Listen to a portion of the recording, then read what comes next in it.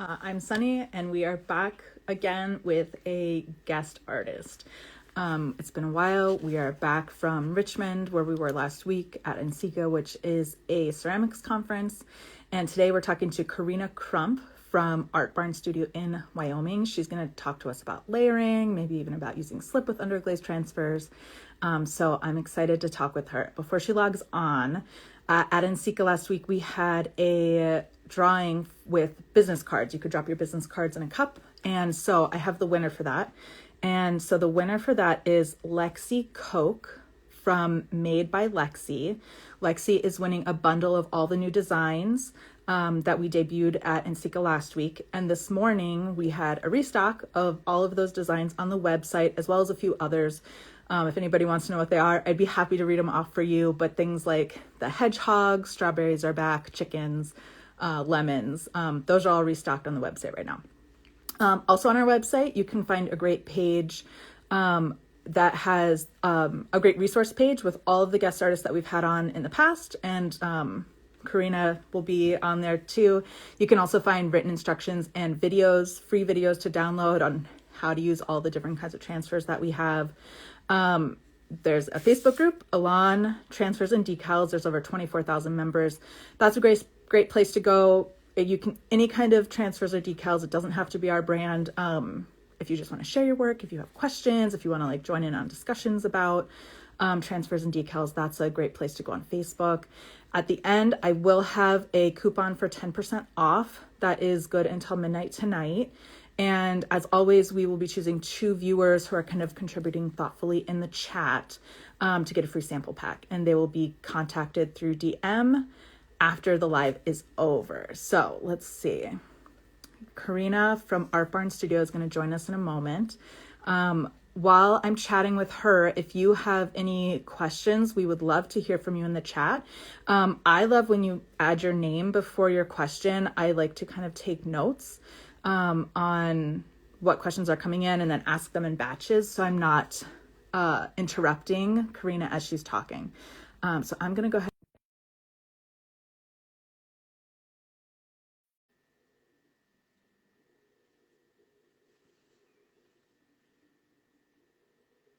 Just getting her on. Hi. Hey. Thanks for joining us. Thanks for having me. Okay, so this is Corina Crump from Art Barn Studio. You're out in Wyoming. Yep. I have personally followed you for a long time. I think your style is really cool. I love the way that you use transfers. You have a very kind of collage style, which I think is really neat. I would love to know about your background of how you got into pottery, and also then how did you start using transfers and kind of develop this style? So I started with clay in 8th grade, all the way through high school. It was kind of the only thing that I was really good at in high school and school in general. So then I decided to do it as a career, and I went to college for teaching art. I taught for 12 years, K through 12, and I taught everything, which is really where that style kind of evolved, because I taught printmaking and painting and mixed media, glass, all sorts of things. So I kind of like to combine as much as I can. And so then after that, I had children and decided to stay home. And so now I have this tiny little business that's kind of my getaway. So yeah, that's the journey. Yeah, that's amazing. I also am a stay-at-home parent with my kids, so I understand that feeling of escape coming down to do your art. Yeah. So all right, so just as a reminder, if anybody has any questions, if you could put your name in front of the question, so I can kind of ask Corina in batches. And also you might see people like Glenlee Farms, Willow and Moon Studio, and Dirty Deeks in the chat. They are all members of the Elan group, so they have answers. If they're answering your questions, you can trust them and believe them. So, all right, Corina, if you want to go ahead and get set up for your little demo, okay. I'm gonna poll everybody who's watching. So we're talking today about using layering, and are you also talking about using slip today? Yes. Okay, so yeah, sure, I would like to know if you use slip with your underglaze transfer. So you can comment 1 if you do use slip, or 2 if you haven't tried it yet. I know I just tried it for the first time a few weeks ago. I'm really excited about it. And I also am really excited about the way that you layer your transfers. It's so cool. So I'm excited to get into it. We have some people that have used slip before, which is good. Some people who haven't.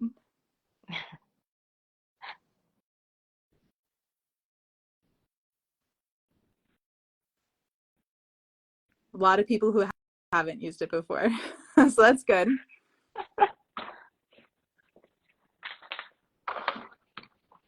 You can already see kind of on the right some of the examples of work that we're kind of going to be looking at today. Yeah. Are you ready? Yeah, go for it. Okay. So, like I first with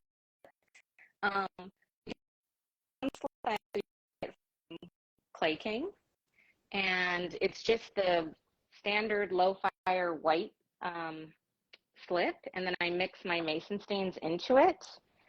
But the important thing to remember with slip is to make sure that it is compatible with your clay body.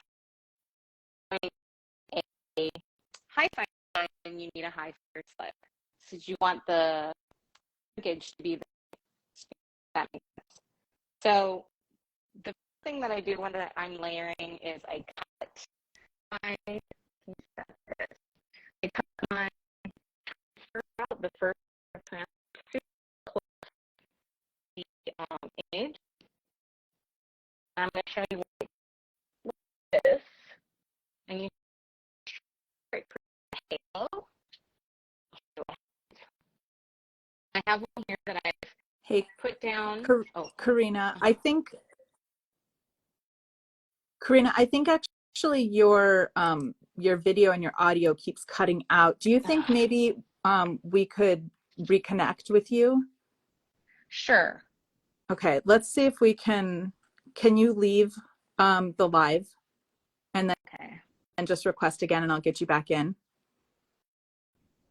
All right, we're going to see if we can get Corina back on. So we're talking to Corina Crump from Artburn Studio. She's out in Wyoming, and she's going to tell us about layering her transfers. And she was talking a little bit about slip there before it kind of was cutting out. And she was saying how you need to make sure that your slip matches your clay body. So if you're using a low fire clay, make sure that you're finding a low fire slip. If you're using a high fire clay, you need to be using a high fire slip.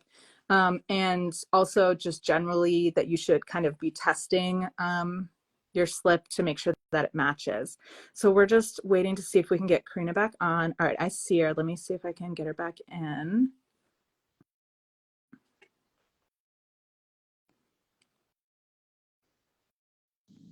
Okay, here we go. That is looking clearer for me. So hopefully it is for everybody. That's my okay. Wi-Fi is like in and out today, of course. Of course, it's all good. Okay, so why don't you start where you were talking about cutting? Okay, so, and Elan I actually got this from Elan because you guys cut really close to the edge of your transfers. And that's important with layering because you don't want that halo effect. So if you just cut around the image, you'll get this like, wherever the paper is, you're going to see the actual clay body. So I did one here, and I'm going to show you what that example looks like. So if I peel it, oh, he's crooked. You see how it still has the shape of the paper, and you don't want that. Mm-hmm. So when you're layering, or maybe you do, depends on your aesthetic. Yeah. So you can see that I've cut very close to my chickens and my slices. So the first layer that I put down was the chickens, and then I'm going to apply my second layer, which are my slices. And because they're cut out, they won't create that halo effect because I personally don't enjoy that. So, is it working better now? Yeah, honey? This looks great. I can hear you and I can see everything really well. Okay. Thanks. I'm glad that you did that example of what it looks like when you don't Oh, cut very close good. to it. That's nice to see visually. So I have, I don't know if you can see this. I got buckets of slip and it's thick. It's like what your regular consistency of slip would be. And so this is a white, even though it's gray. And I just apply it straight to the clay and I apply it over my cut transfers that are already there. And I like to make sure that I don't have those lines in my paint, like the paint strokes, because you can see how heavy that paint stroke is. So I like to kind of even it out. Do you use any kind of special brush, or is it kind of just whatever is on hand? So I use those Hake brushes. Where is it? There it is. Mm-hmm. And I tend to like those better than the acrylic regular painting brushes. They just fan out better and distribute the slip evenly. Mm-hmm. So here's the part that we have to wait on. So right now, let me see if I can get a better angle on this. You can see how shiny it is. Yeah. And you don't really want to apply your transfer just yet. You kind of want it to be like pudding consistency is what I've heard. Like the pudding skin, you know, that develops on the top of the pudding. Yes. Or I call it like shiny dull, which is kind of an oxymoron, but that's what you're waiting for. And I have to speed up the process because I only have 3 hours to get something done. Yeah. So I use a heat gun, and I'm going to talk about this process because it gets really loud. But you want to make sure that when you are using your heat gun, it's on a low setting and you're constantly moving it, because if you're sitting in one spot, you're just drying out the clay in that one spot, and you don't want uneven dryness when it comes to clay. Mm-hmm. So I'm going to do that right now. It's going to get kind of loud. I'm sorry. That's okay. If you can hear me while you're doing this, I just wanted to clarify, because someone asked, and I think you were talking about it earlier before we reconnected, that you use your slip and then you color it with mason stain. Yes, Okay. I do. Okay, great. And someone asked about what that is. That's slip. This Yeah. is slip. It's just Yes. white slip, and it's the base for my coloring. And I put mason stains. I've put oxides in there before, and they all work. And you can play with that with the amount of like mason stain or oxide that you put into your slip. You can get different colors in that way. So, okay. I don't know if you Someone can. asked if a hair dryer would work similarly. Yes, I have used a hair dryer when my heat gun took a, Yeah. died on me. So yeah, I can Um, see that shine is gone. yeah, I'm sorry, I can't see because you're No, like right above me no, again. I get it. I've been there. So yeah, that shine is gone, and that's where you want to apply your transfer. So I'm still on the slices, which is the second layer, and I do multiple layers, and it can get kind of tricky when you're burying your transfers. It's kind of hard to remember, like, where is everything? So I often, like, when I'm done with a layer, I'll take a picture just to remember where everything is. Yeah, But that's really smart. I have to be honest, I don't always do it, and then I lose transfers. Um, Sue asked about using underglaze instead of slip. Yes, you can use underglaze. Make sure you're not using like a stroking coat that has like a gloss. I would recommend practicing, trying it out before you like commit to a full project with it. So I have tried underglaze with this particular method of layering, and I've never gotten it to work. So if somebody can figure out how to layer with underglaze, I would love to know. Because I can't seem to get it to work. I think that having the slip is much more how can I say it? It acts like clay, so it sucks up that transfer Yeah. better. And as to where the underglaze, I mean, it's still clay, so I can't understand why it doesn't work. But I just haven't been able to get it to work. Yeah, So I've only tried using slip once. I rarely will use underglaze with it sometimes, and I will say the one time I used slip, it was so easy. It yeah, was really easy to do it. So yes. So okay, so I just applied that transfer, and it's still very wet. I used a sponge. I'm going to show you. So I like a sponge. Some people use paintbrushes, but I use a sponge and I wring out my sponge as much as I can to get all of that. That's not a great angle. I'm sorry. we But can hear it. yeah, so there's like nothing left in this sponge, but there's just enough to sort of, get that transfer on there Hmm. without totally um, over moisturizing it, because if you do that, it tends to bleed. So, all right. Yeah, that's a tip. So last week we were at this conference and I was showing people that have never done underglaze transfers before how to do it. And I was like, if there's one takeaway from this, it's just don't use too much water. Right. Water's not your Right. friend. You can always add a little bit more, but once you flood it, you're done. Yeah. And that's a great tip for the slip too. Like if you're wondering where it needs to be moisture level wise, I would err on the side of drier, because like you said, you when you put that transfer on, you're going to be adding moisture to it. Mhm. So, it's better to have it drier than wet. Yeah. So you can burnish these with your finger, um, which then you know how much pressure you're putting. But I love a red rib. They're nice and soft, and it just sort of really helps me to put embed that transfer into that layer of slip just a little bit better. Mhm. Yeah, I'm looking around because I have those red ribs everywhere because I really like that flexible red Yeah, one yeah. from Mud Tools. I Yeah. think I have like 20 Yeah. because I'm constantly like, "Where's my rib?" I know. I bought another one last week at the conference. I was like, I don't need this, but I might need it. I use it all the time. I was so jealous last week that everybody was at Nsika and I wasn't. It was very fun. I bet. Kathleen, So you, oh, Kathleen asked if there's a particular reason that you're wearing a glove. I knew that was going to come up. So, um, I have my finger. I don't know why we have a really dry climate, and I call it the clay rot. Yeah. But No, that's my smart. thumb, my thumb gets clay rot every winter, and it's because it's so dry. The clay makes your skin Yeah. dry, so that's the only reason. No, I mean, I just that's really smart. Protect your skin. yeah.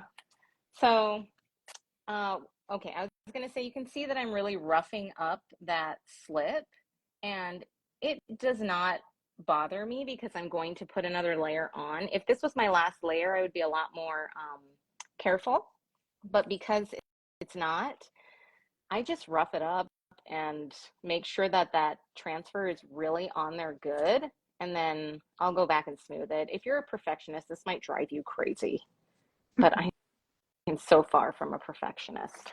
So, okay. If I'm going too fast, honey, you just No, let me this is know. great. I love this. Okay, so I did clean up all of my slip around these transfers so that you could see the layers of where everything is. Usually my pieces look like this. If you've seen any of my videos, they're very messy. They're very all over the place. But that's just because I'm just going to keep layering. The only thing that I would say is you have to watch how many layers you are putting onto something. So my clay starts off as like a fourth of an inch, I believe. But if you're starting with a bigger piece and you're adding layers on, you might want to be um, cautious, because you could make it too thick, and then that drying out period where you're going to the kiln, it would need to be longer. So That's a great just tip. keep that in mind. Oh, okay, so next thing that we're going to put on, so I have this layer done. The chickens were my first layer, and the vegetables. The second layer is all the slices. So that layer's done. So now we're going to apply the last layer, which is the background. As you can tell, I don't like to leave a lot of negative space. So I call it visual gluttony. I think Christina, one of the members of the Elan team, made a good point also. Mm-hmm. Sometimes if there are too many layers, your glaze can't kind of soak in and like it'll like jump off or crawl. Yeah, that's very true. So I prefer to stick to 3 or 4 layers. I have done 5 or 6, but I tend to lose transfers. And when that happens and you put that in the kiln, the transfer that is still on there will bubble up and have air pockets behind it, and it'll crack off in the kiln. And I mean, you can sand it back and get it, nice, but you really want to find your transfers as best as you can before you throw it into the kiln. That's a good reminder. A lot of people were asking if they could just leave the paper on, and you can't because that will happen. Right. Okay, so let's see. So here's another example of slip consistency. So the other one was really thick. This one is really runny. And I have used slip in all states. You just have to remember that, so like this one's very thin, so I'm going to have to put on a couple of coats in order to get the opacity that I want, and I don't want it to be translucent, if that makes sense. Yeah, definitely. I mean, it's kind of the same as if you're doing glaze or underglaze. If you're painting it on, you're probably going to do 2 or 3 coats so that it's not transparent. You want to get that kind of solid cover. Right. And I'm sure people are like, why do you even have it make it that thin? But I just don't have time to make a whole brand new batch, so I keep adding water, which also changes your color. If you're a perfectionist, you're not going to like that, but I just go with it. Yeah. So,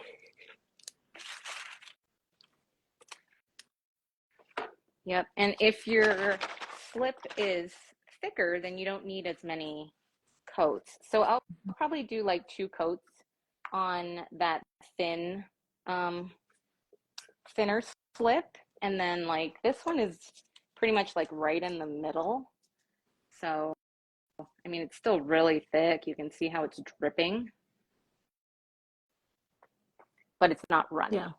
So I'm probably just going to do 1 coat on that. And since these are the final layers, if you will, I'm going to want it to be, pretty smooth and looking kind of nice, particularly for me. I will say, oh, go ahead. Nope, go ahead. When you lay your transfer sheet down, it will take out some of those brush strokes, but I still like to make it as smooth as I can. What were you going to say, Sunny? I was literally going to ask that question. Like, if you put a full transfer down, will it help smooth it out a little bit? You answered it. Okay. I'm just trying to throw as much information as I can. I love it. You can tell that you're a teacher. You're explaining things in a really nice way. Well, good. I'm glad. So Lindsay asked, do you think this would work on a thrown mug? Or do you think absolutely. Yeah. I don't think that would make that too thick. So here's the thrown mug. Oh, where is it? There we go. So here's a thrown mug that I made, and I kept it because it cracked a little bit. So I got those chickens again because they're just so funny. But yeah, this is a 3-layer on a mug, and you can see that it totally works. The thing that I will say, it's much easier to apply this collage method or any transfer to a flat surface rather than a rounded surface. It's just a little bit more tricky when it comes to bending paper to something that is round, but with practice, it's all achievable. Yeah. I just put some guck on my surface. So Ginny asked, are you going to be able to get to like pressing it into the mold? Or is there like a particular way to like protect your layers, or do you just kind of let everything dry and then mold it? That's form? a great question. I am not going to get to the molding part of this, I don't think. Um, but the reason being is I like to let my um, piece sit in my wet box overnight, because what you're doing right now is you're adding moisture to that leather hard clay, which, if I didn't mention, I'm starting off with a leather hard piece of clay. Um, and what you're doing is you're adding moisture. So you're at different moisture levels Mm-hmm. with the slip and the clay. So when you put it in the wet box overnight, what happens is they kind of even out. That clay, that leather hard clay, sucks the moisture from the slip, and it dries out the slip just a little bit. And so it will not move on you better if it's left overnight. Does that make sense? Yeah, that's a great, Okay. great tip. I love that. I mean, it's kind of the same thing if you're thinking about like slow drying a mug that you just put a handle on and you kind of Right. wrap it and let the moisture kind of like have it come together. That totally makes sense Yeah. using the same thing with slip. Okay, so I'm not going to put another layer on. I'm actually trying to get off as much slip as I can for this one, because this was my thicker Mm-hmm. um, slip. But I mean, it just looks really ugly. So I'm going to smooth it out as best as I can before I get that transfer down on there.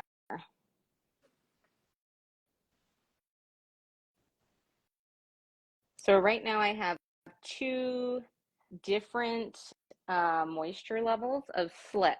So this one is a lot more watery and runny and shiny, and this one is starting to dry and it's a little less shiny, I guess. Mm-hmm.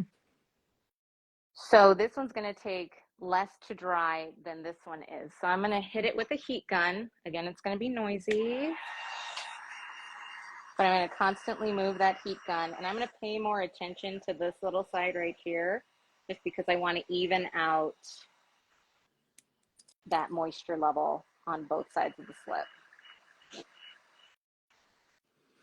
So one more question about adding it when you're actually like if you're using a GR pottery form and you're putting it on there. Mm-hmm. This one's from Patty. Do you put anything in between your clay and the form, or at that point has it kind of dried enough that it's not going to transfer? Yeah, so actually, right after you do a peel and reveal, you could mold. In all honesty, I have done it. Um, I just put it in the wet box as like a security thing. I don't put anything in between it. I've seen people put like cornstarch Mm-hmm. on their, um, you know, especially when they're gonna like press into and use texture. But I don't put anything in between. I just go right ahead and I mold it. Yeah, I I do press this down. same thing. I don't usually use slip, but in the one time that I have, and when I've done underglaze and just also underglaze transfers, I don't put anything between the mold and the clay. I just make sure that the transfer is dry. If it still looks wet, or like if I were to rub it, then it'll kind of get on my form. Yeah. But you can just wipe that off. So I just make sure that my transfer is dry and I just press it right in. So Mm-hmm. you should be okay. Yeah, it's actually very forgiving. Like, you think that it would move and distort, and it really doesn't. So it's kind of remarkable. I'm just cutting up the transfer that we're going to put down.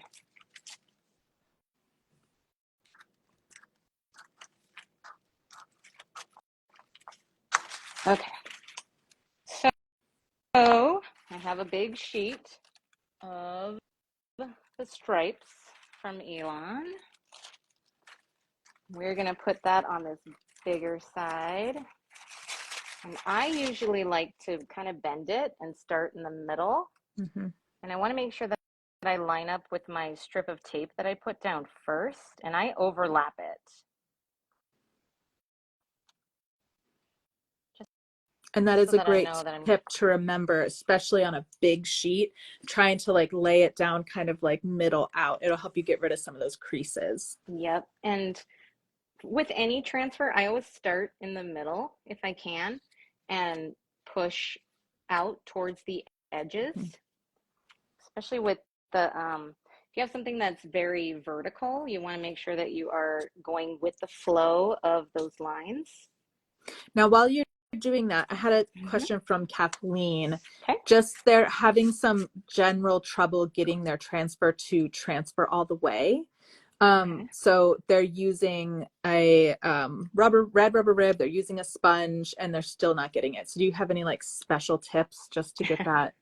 I do. I'm not sure she's gonna like it, but I kind of did like I was late to pick up my kids one day, um, and I was trying to film a peel and reveal. Well, it didn't work, so I just let it sit for like 30 minutes while I went and got my kids, and then I came back and did a peel and reveal, and I realized that those transfers ccame off so much cleaner when I just let it sit.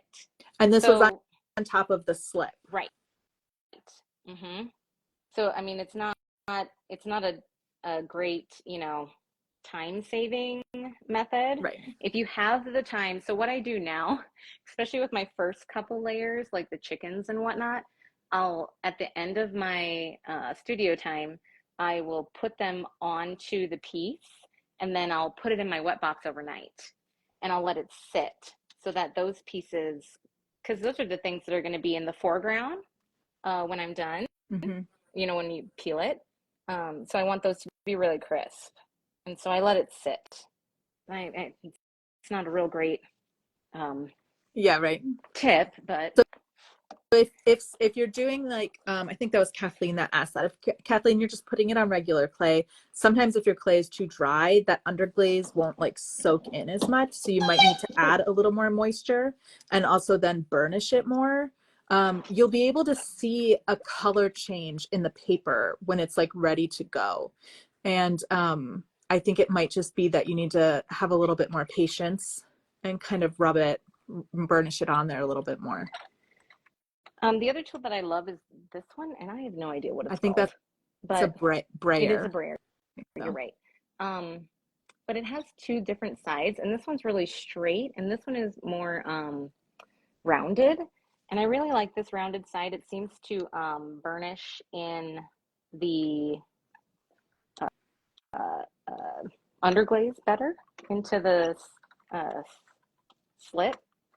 Also, slit just seems to suck up more of that transfer Mhm. than underglaze, I feel. A So if you're pony using roller. underglaze, A pony pony roller. roller. Somebody said that's a pony Thank you. roller. Yeah. Thanks, Bill. So I get her frustration with that though, because some Yeah, things you want, we've all been there yeah, for sure. yeah. Some things you And just also, want to be crisp. yeah, and also I'll say, if you're having trouble, maybe try to do, I wish I had some sitting here with me, try to do something that's like thinner lines versus something that has like a big solid block of color. That might be a little bit easier to transfer because you're not trying to transfer kind of like a big block of color. Maybe that would be less frustrating. Yeah. So again, I'm going with the grain of the lines, I guess. It's not really wood, but Yeah, that's a great tip for those stripes. so I didn't have enough of this particular stripe because I love the stripes. So I'm just going to piece them together. Sometimes I will like do it ahead of time and put a piece of tape behind it to like really line it up nicely. But I felt like I could probably get it. Have you ever had a problem with like putting a piece of tape between them and the transfer? Or does it just kind of work as normal? Um, I will say that it doesn't really come off very well where the tape is. Sure. That moisture kind of can't go through the Yeah, plastic. Yeah. yep. So I think that's why I opted out of it this time around. But if you have a complex design that you need to really match up well, like the flowers a lot of the time, I tape it just because. Okay.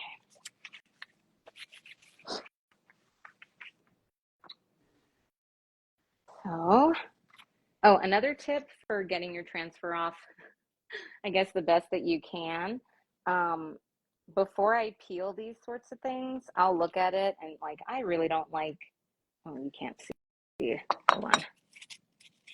I'll peel it back and see, you can see how the stripes are kind of polka dotted. And I don't love that.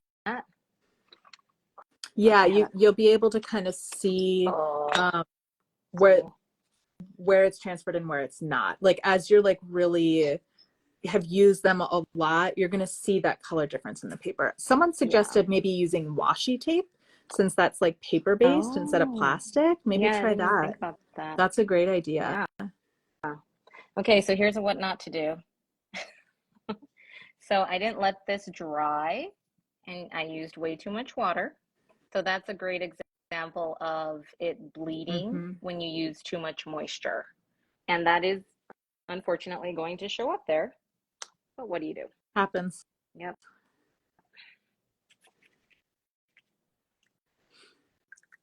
So see, this is the waiting part that I'm talking about. This is what takes so long with this process. So when you are ready to pull it off with these stripes, I tend to just wet them down one more time before I pull them off.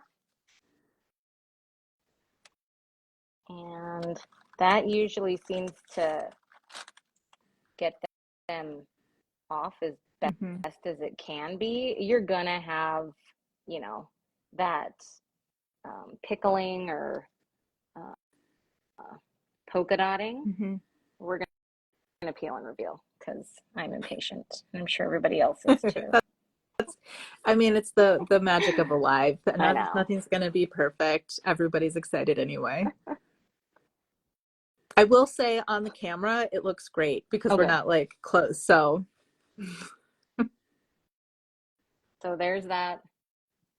That mess up. But again, if it's layered, maybe it'll come off. Well, that's the hope, right? Like hopefully there's something behind it. And sometimes I will say, you get that because there is something behind it, if that makes sense. Yeah. Like, because it's wet from the bottom from that other transfer that's down there. I'm sure half of the people that tuned in just wanted to see this peel.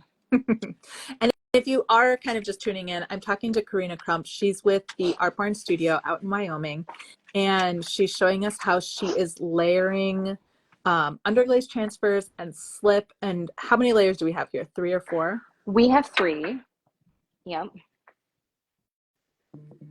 So like right here, I am pretty sure there's something there because it's smudgy. You can see that. But so the other great thing about when you are peeling about your heat gun is that it reveals to you where things are, right?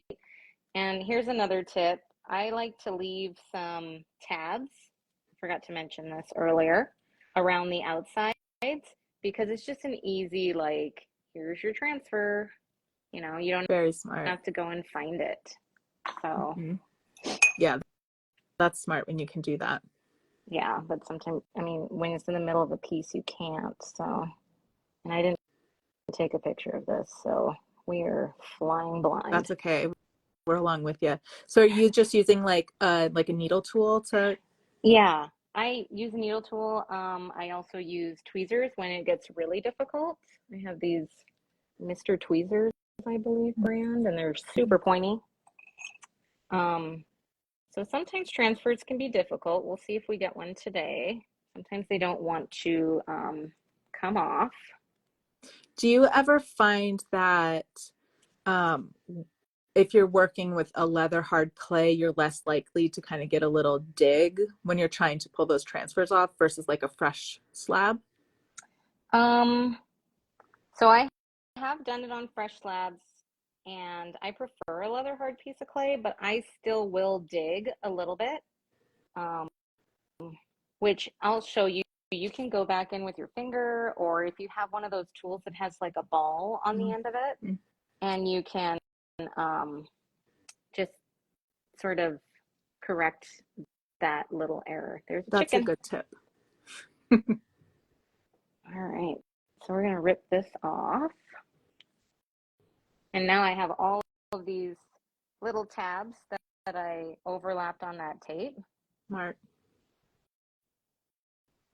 Yeah, it's all just trial and error and Yeah, learning I what always works. hate saying that to people, but like practice, try it, Absolutely. make a couple tests, do a couple like that you're prepared to throw away. Like at the end of the day, it's just clay and you can make it again. Mm-hmm. And I mean, I'm not reinventing the wheel, like this has been done before. If I can name drop, like Crockett, I don't know if you know his work. Mm-hmm. He layers newsprint transfers. He's been doing it forever. So he's where I got the heat gun tip Yeah, from. that's smart. We're all just learning from each other, Mm-hmm. essentially. All right, while you peel that, I did have Mm-hmm. one question a little while ago. Sorry, I didn't catch what your name was. They asked if you do a clear glaze or if you do like a celadon or anything on top of the layers, a slip. Yes. So after this, I will mold it and then I will put it into a bisque kiln and then it will come out. And that is when I will do a clear coat Mm-hmm. over it. And I actually love this process because I hate glazing, if that makes any sense. It's Totally. probably more work, but yeah. So I have a lot of transfers that are still hidden. So I'm going to hit it with the heat gun, and I hope that you can see the discoloration that happens Mm-hmm. from the paper, and you can see it turn white almost in a shape. And that's how I know where things are and how to pick it out. Again, I'm just going to keep constantly moving it until something basically pops out at me. I know that I have something here. This is fun. It's kind of like an underglaze transfer treasure hunt. It is. It's like a seek and find. Yeah. So if you find that you're not finding them right away and you feel like you're hitting it with the heat gun too much, a tip that helps me is I will stop and I'll put like a wet paper towel or a damp paper towel underneath of my Mm-hmm. piece just so that it can have some moisture because as you can see that it's moisture is getting sucked from the bottom. Yeah.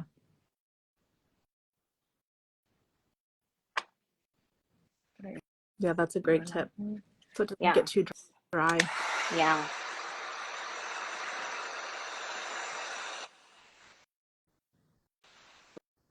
Anyways, you're Patty not asked wanting to if you come. would describe your wet box. Oh, okay. Um, so it's basically, I wish I could take you over there. It's a Tupperware container, and it's Mm-hmm. got a slab that's like maybe an inch or two thick of plaster at the bottom. Mm-hmm. And basically, you wet that plaster down until it sucks up all of the water. And you suck up the extra water from it, and you can put your pieces in there. And I have kept pieces in there for months. I don't know Yeah, about you, Sunny. Do you have any I, damp boxes? I do. And I have put pieces in there for weeks at a time and they've been Mm-hmm. ready to go once I'm Yeah. ready.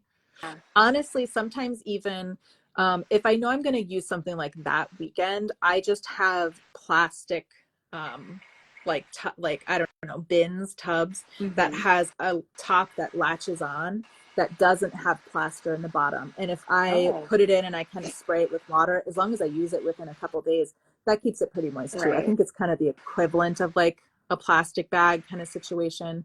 But those are helpful for me also. I'll like Oh man. wedge up all my clay and put it in a Yeah. bin instead of a bag. So can you see the Yes. discoloration that's happening? I can't really tell. Yeah. Yeah. So you can kind of see where that paper is starting to dry out more than the Mm-hmm. clay. So now I'm going to pick. And this is kind of scary because your pressure matters. Yeah. And I just kind of pick until I feel resistance. That sounds weird, but I can, do you see it popping up a little bit there? Yeah. So that paper gave me sort of like a little picking point, and I could feel it. It's very subtle. I'm sure the more you do it, the more it's kind of just second nature. Yeah. But I still dig into my clay, honestly. And you can just fix it. Yeah. I'll dig in I'll show you how I fix it in just a second. So say you here, I'm digging into, I dug too much. And you can see I have that little pinhole. Because that's usually all it is just a little pinhole. Yeah. And I can even take just this, the back of this tool. Am I showing you? There it is. And I can just go in very delicately, move some of that over, or I can go back into my white slip, because that one has white slip on it. I can just fill it in. That's a good tip. So I'll show you what it looks like now. You see that little pinpoint? Oh yeah, everything's fixable, right? I don't know how much more you want me to peel. How much more do you have? I have all these little tiny things. How about if anybody has any last questions, go ahead and throw them in the chat now while you work on a couple more peels. Okay. And then we can get into, I have a few rapid fire questions that we ask everybody. Okay. Once we kind of get our last questions in the chat. So if you have any questions, throw them in the chat. I will remind you that we always pick 2 winners to receive a free sample pack for people who are kind of contributing thoughtfully in the chat. So if you have any questions, you could be kind of entered for the little giveaway now if you ask them. Can you hear me over my heat gun? Yeah. Okay, so I'll just keep going then. I'll just remind everybody we're talking to Corina Crump from Art Barn Studio, and she's showing us how she's layering underglaze transfers as well as slip, and we're working on a leather hard slab, and she did about 3 layers of slip and underglaze transfers. So now she's doing some peel and reveals for us, and then later this is going to be a tray. Yep. And I can show you how, I mean, if anybody's interested, I can show you how I would fix that. Someone just asked about that, actually. Okay. Yep. I can do that. Great. I just pick these so that I know where they're at. Go for it. So someone asked, and we already talked about this earlier, so I'll just kind of recap. If you don't pull off a transfer and then you put it in the bisque, you can kind of get air behind it, and then it kind of like burns in the kiln. So definitely do your best to get all that transfer paper off. Someone asked, what is the most layers that you've done? I attempted to do 6, and that was a very big mistake. Because even if you know where your transfers are, your slip is so thick that hitting it with the heat gun and trying to get through all those layers doesn't really work. So you're still going to lose them, anyway, if you put too many layers on. Yeah, someone asked about the heat gun also, and she said just to always be moving it, don't stay on one spot. And she also put a damp paper towel behind the piece to kind of keep that moisture on the underside. Okay, so I'm going to kind of work on this. So there's a couple of options that you can do. If you're very delicate handed, you can take like a scraper tool or a rib, and you can just scrape off that top layer of slip, and then you can just add it back in. I can actually see a transfer under here. Oh, that's perfect. Yeah. And see, so that's what I was talking about. Sometimes when there's transfers underneath, the bleeding happens. So don't get too freaked out. Yeah. Someone asked if this will be available to watch later. Yes, go over to the Elan transfers page and this will be on there, and we'll also put it on YouTube at some point. When you are done with this, we would love to see the finished one again. Everyone is asking kind of side by side what they look like. So when you're ready. I'll also say someone was asking about like touching up the transfers. Mhm. If you really want to touch up the transfer, if you have if you're doing a black transfer from Elan transfers, you can go in with kind of a small, like natural bristled brush and go onto a transfer paper that hasn't been used of that Yeah. same color and kind of use it like a paint, get it a little bit wet, and then you can go back in and touch up the color. Yeah, definitely don't assume that all blacks are black, I guess, Hmm. or the same, you know. Yes. Yeah. You definitely want to use the transfer sheet black. Yeah.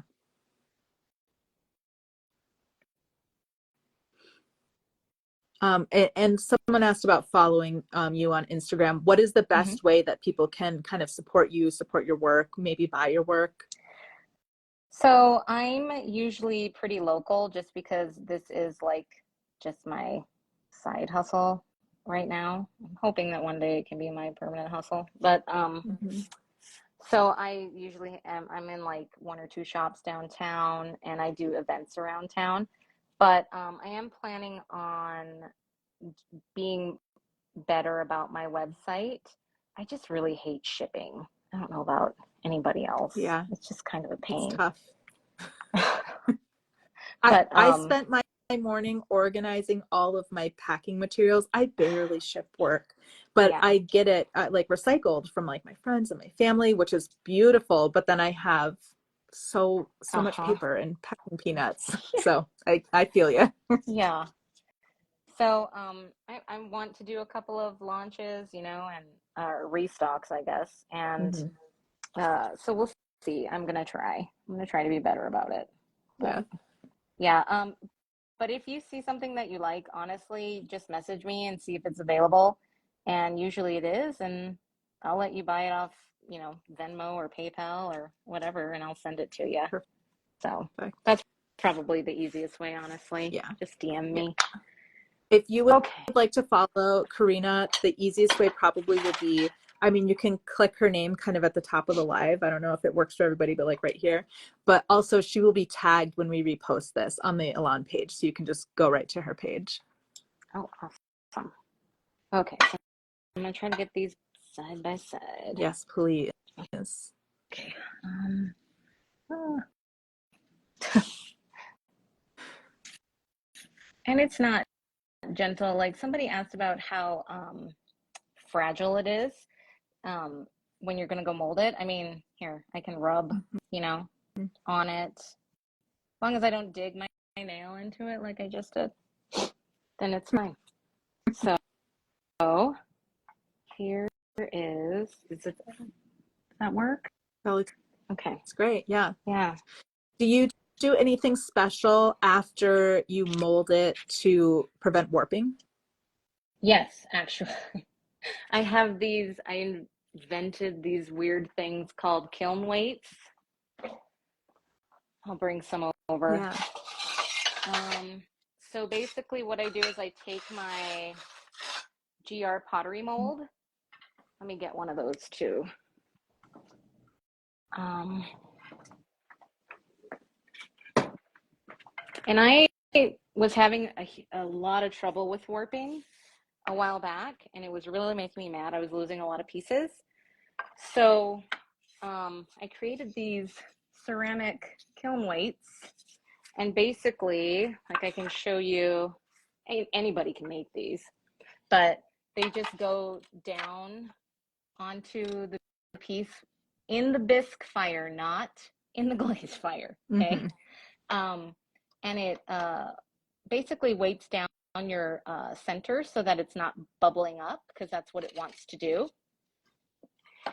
And how you create that is you take your form, your GR pottery form, and you put it down onto your piece of clay with this side, and you trace the inner Hmm. side of the mold onto your clay. And then you just bisque it flat. And I just made a bunch all at once. And yeah, works That's great. amazing. I love that tip. So good idea. They Elan asked if you can send them a picture of these, the one that you were working on and the finished product side by side, because they like it so much. oh, sure. Yeah. They're a little different, but yeah. Close enough. And I got they look great. A big old crack in that one. I was upset about it. Yeah. Yeah. All right. So if you want to flip your camera back around, I have a couple of rapid fire questions. We always ask everybody that we have on these interviews. So I'll let you go ahead and do that. And in a minute, when we're done asking questions, I will have a 10% off coupon code for the website. That'll be good until tonight. And just as a reminder, there was a restock on the website today of all of the patterns that we debuted at NCECA last week. And then also there are some that are just regular ones that are restocked. Yeah, I have my eye on some of those. I know. I need to. Those hedgehogs are so cute. Oh, I need the peas and carrots. Yeah. Oh, yeah. Definitely. All right. So these ones, we ask everybody these. So what is your favorite Elan underglaze transfer to use? Be the chickens. I love the Peking chickens. And, you know, they sell well. So, yeah. Yeah, definitely. We already talked about that you apply it to leather hard clay. What's your favorite kind of clay to use? So I love this clay that I have now because it's good for throwing and hand building, and I'm kind of a both. I'm a mixture. But it's discontinued. I think it got discontinued. I can't find it anywhere. It was the Amico Brownstone 29, and I just can't find it anywhere. So I'm testing out the standard clay right now, and so we'll see how that goes. I have used aardvark clay in the past. I've used terracotta. I mean, they go on all clay. Yeah. I feel like so. Yeah, definitely. Yeah. Yeah, I use standard clay. Do you? Okay. And I do like it. Yeah. Okay, so when you're working in the studio, what do you like to listen to, if anything? So everybody else seems to like to listen to podcasts and music, and I like those things, but I listen to Big Bang Theory on repeat and Friends on repeat. Like I know exactly what's going on, and I can see it in my head, and yeah, I just listen to that. That's great. A good comfort show is always always good. Okay, so last question. This one always is kind of off topic, but all of the ladies who work at Elan Transfers love flowers. So we always like to ask, what's your favorite flower? Yeah. I mean, is there a bad flower? I love flowers in general. After the chicken transfers, flowers are my favorite. I love your guys' magnolias. Like that one, I use magnolias a lot. Poppies. Right now, I'm really into drawing Indian paintbrushes. I don't know if you guys, So it's a prairie flower, and it's the Wyoming state flower. So yeah, I'm really into that flower at the moment. Yeah. Yeah. That's great. A couple people are dropping their kind of comfort shows in the chat, which you're not alone. Everybody likes doing that too. All right, Corina, I loved this. This was great. I love seeing your process. Thank you so much for joining us. Thanks for having real quick. Me. Yeah, of course. I'm going to go ahead and give you the code SPRING10, all one word. This is good until midnight tonight on the website. There's a restock, so there's lots to choose from right now. You can, let me see, I'm just reading what I have written down. Elan Transfers, you can see kind of all the tools and everything used today, a little bit more about Corina. We'll be back soon with some more great artists. Thank you, everybody, for joining us. Thank you, Corina. This was amazing. Thank you. Talk to you soon. Thanks. Bye. Bye.